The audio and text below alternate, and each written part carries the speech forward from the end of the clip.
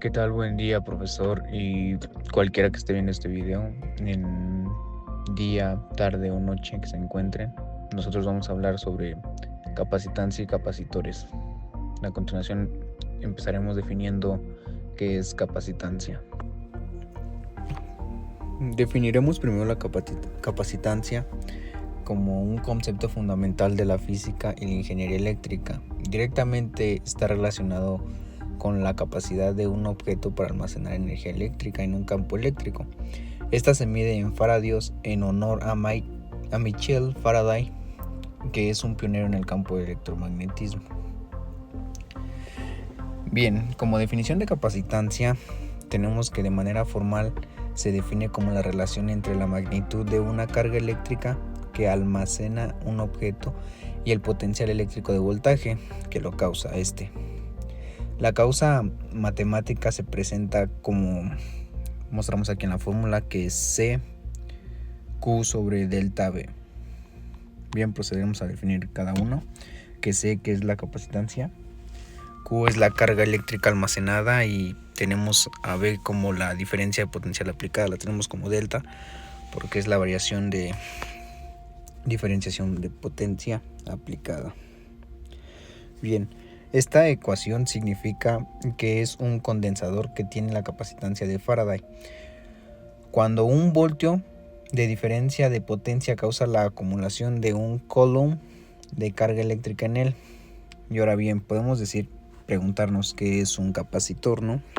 Bien, tenemos distintas formas de capacitores, pero un capacitor es un componente que aprovecha el fenómeno de la capacitancia eléctrica que poseen los conductos eléctricos.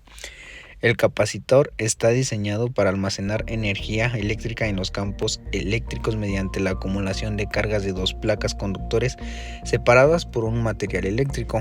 La capacitancia de un capacitor se mide en farados y se determina la cantidad de energía que puede almacenar.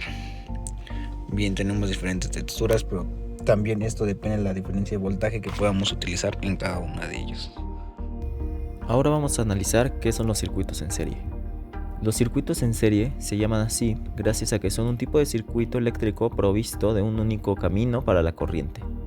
Esto quiere decir que debe de alcanzar a todos los bornes o terminales conectados en una red de manera sucesiva, es decir, uno detrás de otro, conectando sus puntos de salida con el de entrada del siguiente. Los circuitos en serie suministran a las terminales la misma cantidad de corriente en la misma intensidad y provee al circuito de una resistencia equivalente e igual a las sumas de las resistencias de cada terminal conectadas, pero siempre más alta que la mayor de ellas. Esto significa que a medida que añadimos terminales, la resistencia incrementa, en vez de disminuir, como pasaría en los circuitos paralelos. Los circuitos en serie son útiles porque permiten la suma de voltaje, sobre todo en lo referido a generadores. Esto permite acumular la potencia de la red. Por eso, ciertos aparatos emplean un número determinado de baterías para alimentarse, porque solo así pueden alcanzar el voltaje requerido. Caso contrario, requeriría una sola pila más potente y costosa. Los circuitos en serie constan de distintos elementos, los cuales nos permiten pasar la electricidad como se ha descrito en anterioridad. Estos elementos o componentes pueden llegar a ser una fuente eléctrica, en donde se origina la energía que se transmite por el conductor.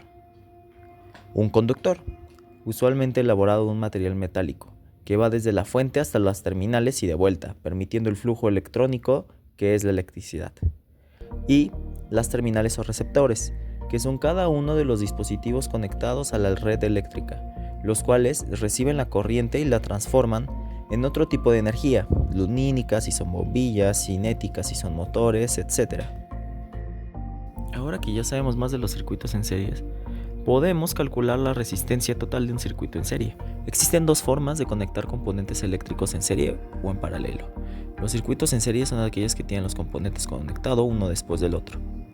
Y para poder calcular la resistencia de estos circuitos, es importante identificar un circuito en serie. Son muy fáciles de identificar, ya que son un simple bucle sin caminos alternativos para la electricidad. Todos los resistores u otros componentes se encuentran ordenados en línea. Después se suman las resistencias. En un circuito en serie, la resistencia total equivale a la suma de todas las resistencias. La misma corriente es la que pasa a través de cada resistor, por lo tanto cada resistor hace su trabajo como es de esperarse. Y luego, podemos calcular la resistencia a partir de la corriente y el voltaje. Si no conoces el valor de las resistencias individuales, puedes recurrir a la ley de Ohm, que es voltaje igual a intensidad por resistencia. Esto es voltaje igual a corriente por resistencia, también se podría decir, y simplemente es despejar esta misma fórmula.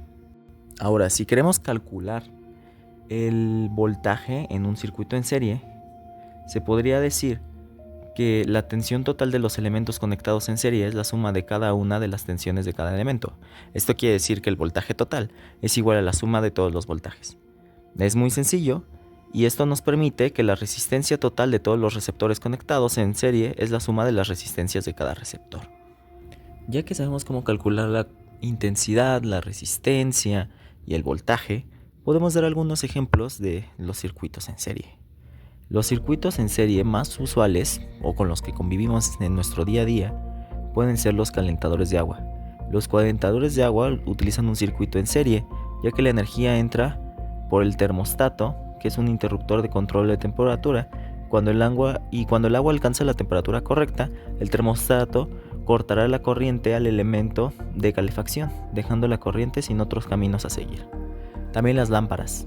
Las lámparas que usamos en nuestra casa son un circuito en serie, ya que las lámparas funcionan gracias a que la energía fluye desde el tomacorriente al interruptor a través de la bombilla y de vuelta al tomacorriente. Cuando presionamos el interruptor, normalmente completamos el circuito, y esto permite que se prendan nuestras lámparas. También los congeladores y refrigeradores. Tanto los congeladores como los refrigeradores utilizan conexiones en serie. Los elementos en estos circuitos son el compresor y el interruptor de control de temperatura. Un último que podríamos mencionar son las luces de Navidad. Las luces de Navidad son también circuitos en serie, donde el alimentador viene dado por el tomacorriente, que sería la fuente de poder en este caso, seguido por los conductores y pasando a través de las bombillas, haciendo que nos den esos colores tan característicos de las luces de Navidad. El uso de capacitores en paralelo tiene aplicaciones prácticas muy diversas. Por ejemplo, en fuentes de alimentación eléctrica, los capacitores ayudan a estabilizar el voltaje y filtrar las fluctuaciones de corriente. Esto es esencial para proteger los componentes electrónicos sensibles de daños causados por picos o caídas repentinas en el suministro eléctrico. En este contexto, los capacitores actúan como pequeños depósitos de energía que se descargan cuando hay un aumento en la demanda, evitando interrupciones de energía. Otra aplicación importante es en los sistemas de audio. Los condensadores en paralelo se utilizan en circuitos para filtrar señales no deseadas, eliminando ruidos y mejorando la calidad del sonido.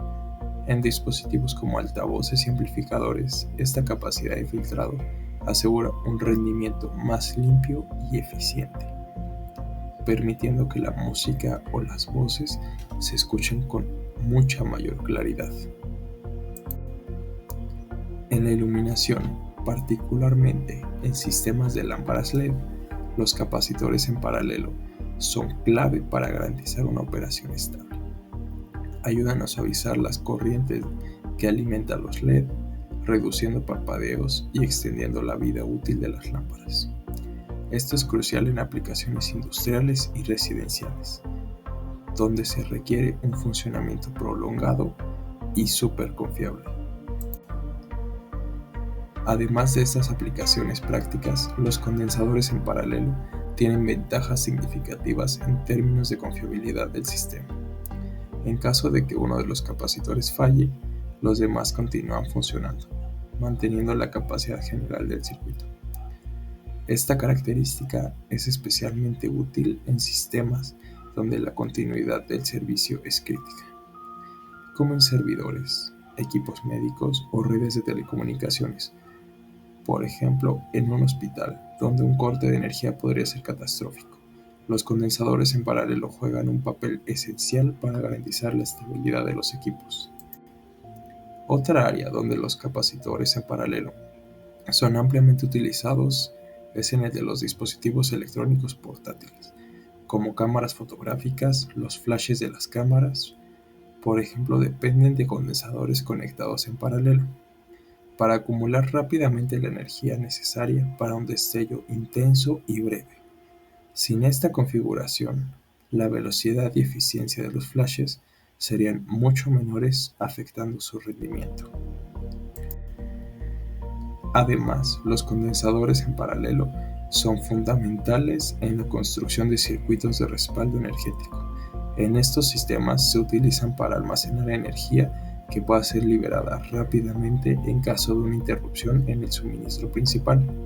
Esto es frecuentemente en sistemas de emergencia, como baterías de respaldo, en computadoras, sistemas de seguridad y alarmas, donde incluso unos segundos de interrupción puede tener graves consecuencias. Por último, cabe destacar que los condensadores en paralelo también tienen aplicaciones en sistemas de energía renovables, en paneles solares y turbinas eólicas. Se utilizan para regular la salida de energía y garantizar un flujo estable, incluso cuando las condiciones climáticas varían. Este uso es esencial para integrar estas tecnologías a las redes eléctricas de manera eficiente. En conclusión, los circuitos en paralelo aplicados a los capacitores son una solución versátil y eficaz para optimizar el almacenamiento y la estabilidad de la energía en una amplia gama de sistemas. Desde proteger dispositivos sensibles hasta mejorar la calidad del sonido o garantizar el funcionamiento continuo en situaciones críticas. Los condensadores en paralelo son un componente clave en el diseño de circuitos eléctricos modernos. Su capacidad para aumentar la capacidad total, filtrar señales y proporcionar confiabilidad los convierte en una herramienta indispensable para enfrentar los desafíos de la ingeniería eléctrica y electrónica actual.